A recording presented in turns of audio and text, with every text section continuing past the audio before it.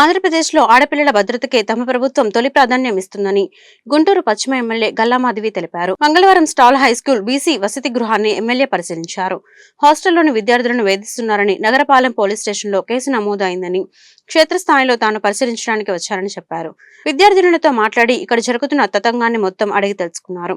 గత 2 సంవత్సరాల నుండి ఇలాగే జరుగుతుందని, గంజాయి బ్యాచ్ నేరుగా వసతి గృహంలోకి వచ్చి తీవ్రంగా ఇబ్బంది పెడుతున్నారని విద్యార్థినులు ఎమ్మెల్యే ఎదుట వాపోయారు.